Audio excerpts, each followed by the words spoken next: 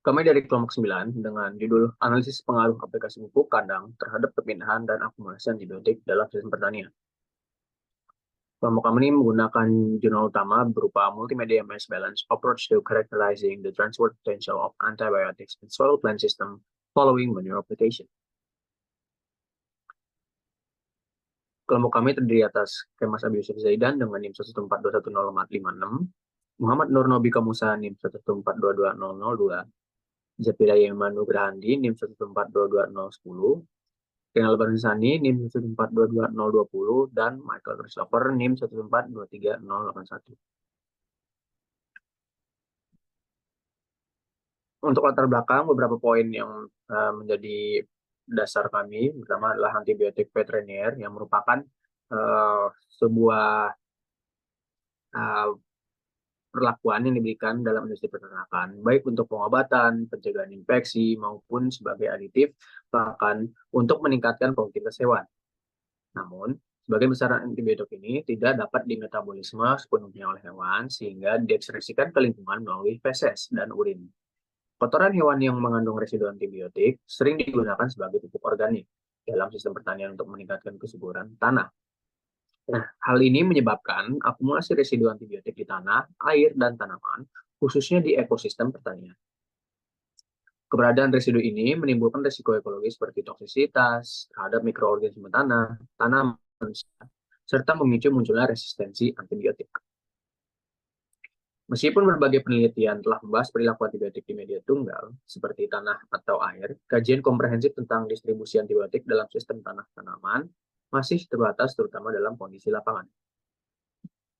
Lalu, penggunaan antibiotik dalam sektor pertanian, terutama dalam industri peternakan, pencemaran antibiotik di lingkungan agroekosistem yang saat ini menjadi solusi dalam beberapa masalah menjadi isu penting yang memerlukan perhatian.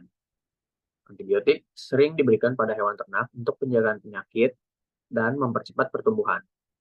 Namun, sebagian besar antibiotik ini tidak sepenuhnya terurai dalam tubuh hewan, sehingga diekspresikan melalui kotoran, dan pupuk kandang yang mengandung residu antibiotik ini kemudian berpotensi digunakan dalam pengelolaan tanah pertanian, yang mengakibat masuknya residu antibiotik ke dalam sistem tanah dan tanaman.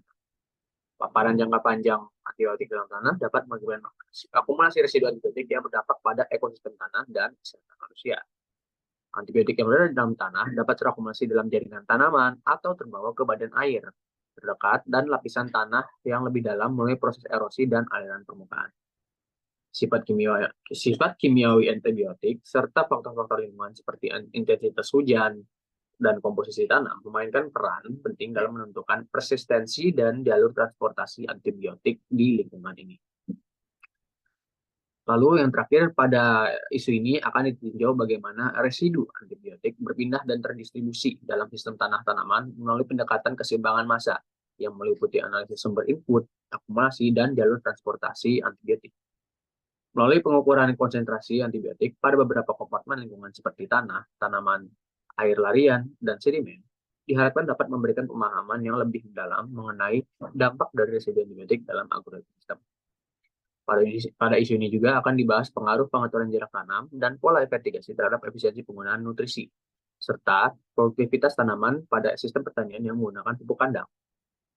Selain itu, analisis jalur degradasi alami termasuk biodegradasi agar dapat menjadi wawasan penting dalam strategi pengelolaan residu antibiotik di lingkungan pertanian untuk mengurangi risiko akumulasi yang berdampak negatif. Dan untuk metode penelitian, penelitian ini menggunakan peningkatan raca massa untuk menganalisis distribusi dan perilaku antibiotik dalam sistem lingkungan tanah dan tanaman. Proses eksperimen dilakukan di kebun persik di kawasan Delta, Sungai Yangtze, Tiongkok Timur. Dengan karakteristik lahan perbukitannya itu dengan kemiringan 12,5 derajat dan lapisan tanah yang dangkal di bawah 40 cm. Nah, di sini tuh di situ akan melakukan analisis konsentrasi antibiotik dengan menggunakan aplikasi pupuk kandang tanaman hewan ternak babi.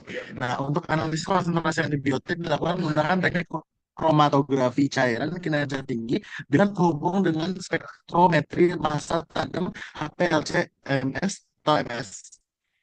Nah, di sini lahannya itu menggunakan dengan luas 4 meter dikali 2,5 meter.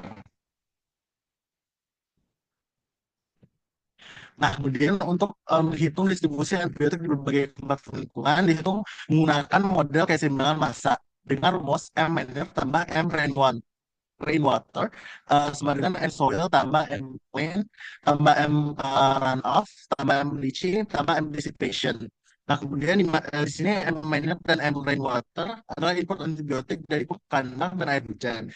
M soil dan M rain adalah akumulasi antibiotik dalam tanaman. M runoff adalah kehilangan antibiotik melalui pembukaan sedimen dan flow. Kemudian M leaching adalah antibiotik yang hilang melalui infiltrasi tanah. Dan M dissipation adalah total massa antibiotik yang tergenerasi terdisipasi.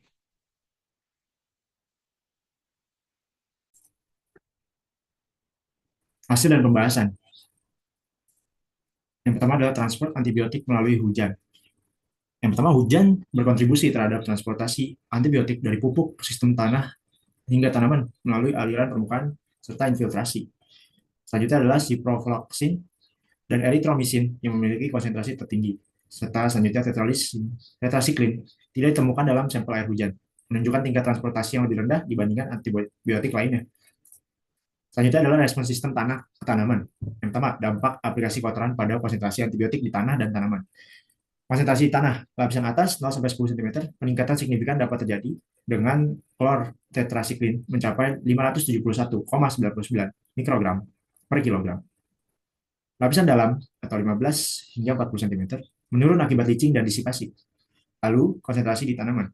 Akar akumulasi tertinggi yaitu sebesar 159,54 mikrogram per kilogram.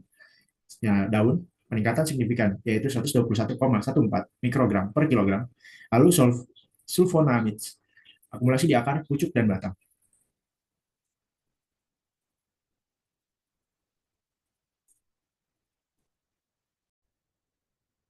Selanjutnya, kehilangan antibiotik melalui run-up dan erosi. Pertama, run-up dan erosi. Kehilangan antibiotik melalui run-up terutama terjadi selama hujan. Antibiotik yang memiliki koefisien absorpsi tinggi seperti kelompok tetrasilin, yaitu CTC dan OTC, dan quinolones seperti CEP dan NNR, pada awal hujan terjadi flash effect. Pelepasan antibiotik lebih cepat akibat energi kinetik yang tinggi dari tetesan air hujan. Nah, flash effect ini menyebabkan kehilangan massa yang tinggi karena karena terjadi air hujan gitu. Karena terkena air hujan. Namun untuk tetrasilin memiliki kelarutan yang rendah sehingga dia tidak terlalu masanya terlalu eh, hilang dibanding dengan yang lain gitu karena kelautan dalam air ini menjadi pengaruh gitu. Dan juga pengaruh pada leaching juga. Di mana hasil penelitian menunjukkan bahwa leaching memiliki kondisi yang minimal. Antibiotik yang lebih larut dalam air memiliki potensi leaching yang sedikit lebih tinggi tetapi tetap tidak signifikan. Nah, leaching ini jika ada artinya pembersihan oleh air hujan atau air hujan. Jadinya eh, di sini ketika ada air hujan itu dibawa ke sungai atau ke sedimen lainnya. Nah, di sini antibiotiknya yang lebih larut dalam air itu potensi leachingnya tinggi karena dia kan larut dalam air. Namun tidak signifikan karena hanya kurang dari 0,1% aja menurut di jurnal. Nah, selanjutnya keseimbangan massa antibiotik. Lebih dari 99% antibiotik yang berasal dari pupuk kandang dilepaskan ke sistem tanah tanaman. Nah, di sini artinya 99% antibiotiknya yang ada di pupuk kandang itu dilepaskan ke sistem tanah tanaman karena kan diberi pupuk kandangnya kan langsung ke sistem tanahnya kan. Jadinya di situ banyaknya antibiotik yang terdapat di tanah. Namun terjadi adanya dekomposisi. Nah, dekomposisi antibiotik ini tergantung dari kemampuan masing-masing antibiotik. Di sini disipasi ada pengurangan antibiotik merupakan mekanisme dominan dalam penghilangan antibiotik di lingkungan tanah tanaman. Nah, di sini disipasi ini akan menghilangkan antibiotik. Jadi antibiotik itu hilang karenanya ada proses dekomposisi. Nah, di sini antibiotik seperti ESA ini 89,82%. Namun tetrasilin itu lebih rendah disipasinya karena stabilitas kimianya berpengaruh juga di situ. Nah, di sini juga kontribusi run-up dan inflasi tetap rendah dengan sebagian besar senyawa memiliki input melalui hujan kurang dari 0,1%. Dan hampir tidak ada yang hilang melalui infiltrasi ke lapisan tanah yang lebih dalam. Artinya tadi, leaching itu tidak terlalu efektif untuk menghilangkan antibiotik gitu. Maksudnya hanya tidak terlalu signifikan gitu artinya. Nah, di sini selanjutnya perbedaan kinerja antibiotik berdasarkan sifat fisikokimianya. Perbedaan kinerja antibiotik dalam sistem tanaman dapat dijelaskan melalui sifat fisikokimia dari masing-masing kelas antibiotik, seperti tetrasilin, sulfonamid, makrolid, dan quinolones. Nah, yang tadi jadi tergantung dari masing-masing kelas antibiotiknya. Nah, di sini distribusi dan disipasi antibiotik sangat dipengaruhi oleh sifat kimiawi masing-masing kelas antibiotik. Jadi tadi disipasinya kan ada yang bisa terdekomposisi lebih banyak, ada yang tidak gitu kan. Nah, di sini hidrofobisitas, kelarutan air, dan kemampuan absorpsi menjadi penentu jalur transportasi dan akumulasi antibiotik di lingkungan tanah tanaman. Ini artinya kita bisa merekayasa bagaimana jalur transportasi dan akumulasi antibiotik itu di lingkungan tanah tanaman gitu. Nah, bisa jadi kita bisa tambahkan air untuk jalur transportasinya berubah, atau misalnya kita pakai jangan pakai air untuk yang kelarutan airnya kurang, untuk antibiotik yang tidak mudah larut, atau misalnya eh, kita tinjau kemampuan absorpsi antibiotiknya, bagaimana kita penanganannya sesuai dengan kekuatan absorpsi antibiotik ke tanah gitu kan. Nah, dari situ kita bisa merekayasa dari temuan jurnal ini gitu. Dan manfaat bagi petani itu sangat banyak sekali.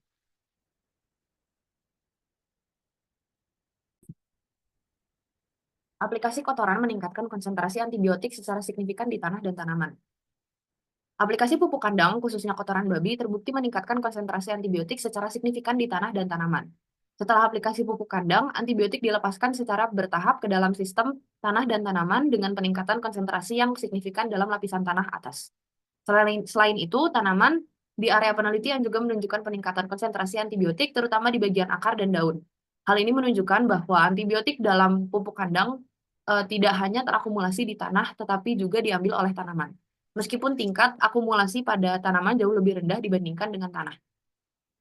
Faktor-faktor seperti sifat fisikokimia antibiotik dan kondisi lingkungan seperti pH tanah turut mempengaruhi tingkat pelepasan dan akumulasi ini. Proses rainfall runoff memainkan peran penting dalam transportasi antibiotik dengan sedimen menjadi media transportasi utama. Proses hujan dan aliran permukaan berperan dalam transportasi antibiotik dari pupuk kandang ke lingkungan. Studi ini menegaskan bahwa konsentrasi antibiotik di sedimen runoff lebih tinggi dibandingkan dalam fase air runoff. Namun, secara keseluruhan, massa antibiotik yang hilang melalui runoff tetap relatif kecil dibandingkan dengan akumulasi di tanah. Hal ini mengindikasikan bahwa transportasi melalui sedimen merupakan jalur penting, tetapi tidak dominan dalam keseimbangan massa secara keseluruhan.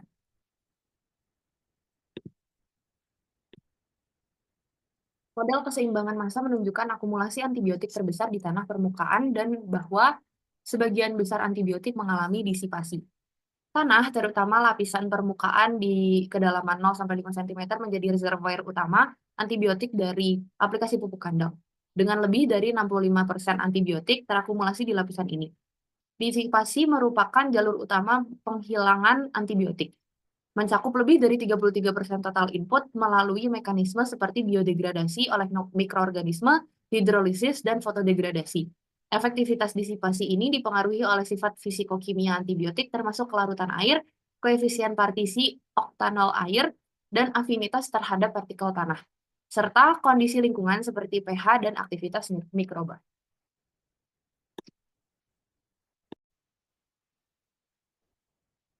Nah, kesimpulannya, penggunaan antibiotik pada pupuk kandang yang digunakan dalam pertanian memberikan manfaat yang besar. Tapi residunya menimbulkan resiko yang signifikan terhadap lingkungan. Tanah sendiri berfungsi sebagai reservoir utama antibiotik, sementara akumulasi antibiotik dalam tanaman itu relatif kecil. Menurut keseimbangan massa yang digunakan membantu menjelaskan distribusi antibiotik. Dissipation sendiri menjadi jalur penghilangan utama antibiotik dengan runoff yang memberikan kontribusi yang minimal terhadap transportasi antibiotik. Kehilangan antibiotik terutama itu terjadi pada peristiwa hujan.